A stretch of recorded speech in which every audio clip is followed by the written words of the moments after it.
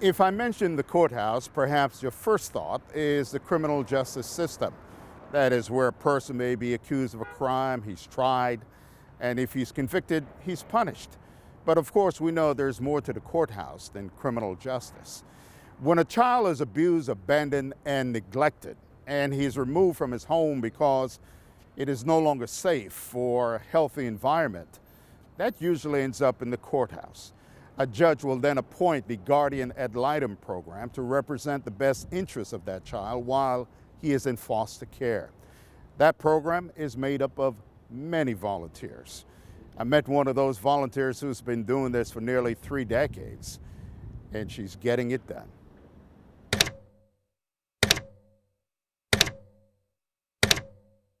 Just in our area, there's over 1,200 kids, and actually increased pretty significantly since COVID. 1,200 children, but only 315 volunteers to work with them. They're kids who have been neglected, abandoned, or abused, and they've been removed from their homes. Do you remember your first child? I do. Actually, it was 4. Meet NELA EBERHARDY, wife, mother, grandmother, and great-grandmother, a court-appointed representative, a voice for these children in crisis. They had gotten hold of their parents' pornography, and they watched it and decided that they want to try it for themselves. Wow. And it came to the attention of a teacher. Her first case became her first step of a journey. In 26 years, how many kids? Over 100. Over 100 kids. Over 100. That you've touched. Right. You've helped shape their lives. I hope so. Kids who found themselves in the system because of perhaps no fault of their own. Right.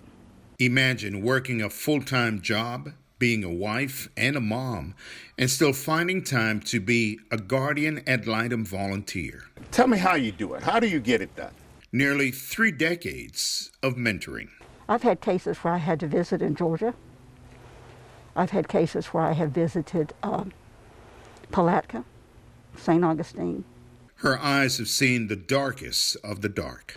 Anything ever brought you to tears? Oh, yes. The case of the first case was, it was tragic, but it was sort of one of those things you slip into, and it wasn't deliberate. I had a case where the father murdered the mother in front of the children, and because he wanted the children to watch. So the children are there in the living room, and the mother's on her knees begging him not to kill her, and they witnessed that. And that just made me, it was just sad. It was terrible to know that these children have got to live with that the rest of their life. In cases like what she just described, when a volunteer child advocate gets involved, the child is less likely to spend time in foster care and more likely to be adopted. What do you say to children like that so they can grow up and become normal, if you will? In your role, what do you do? What do you say? Well, well, first of all, I tell them I love them because they don't understand that. And they say, what do you mean? And I said, well, I love you, you're precious. And sometimes we all go through things that are hurtful, and what we got to just learn from those hurtful things. And then I just sort of stick with them like a friend for at least a year. I had a case, actually, a teenage girl that barricaded herself in the closet because the state said that she had to go back and live with her mother. And she said she would rather live in that closet forever rather than to go live with her mother. EBERHARDY is not an attorney for the children. The attorneys handle the legal aspect of the cases. But as a guardian ad litem volunteer, it is her job to represent the best interests of the child and to make recommendations regarding his or her future welfare. She says about 60% of her cases have ended in the child being adopted. Why do you do it? There are children that just need somebody to listen to them. And when I realized that I could make a difference, it just brought me joy, I guess you could say. Now 76, EBERHARDY told me she plans to continue. Every time I get aggravated, every time I want to say, yeah, I just can't do this anymore, something inside of me says, but you can make the difference with one more child. And so I guess I'll do it till I'm physically not able to, or mentally not able to. Hopefully it's physically not.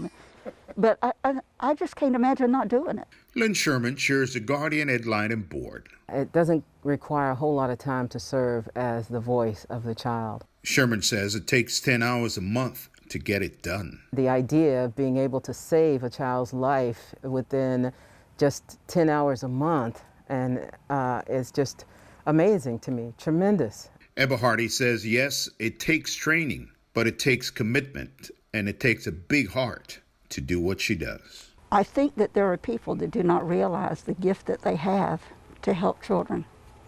As I said before, some people just say, oh, that's terrible. Well, we need to go past saying that's terrible to saying, what can I do?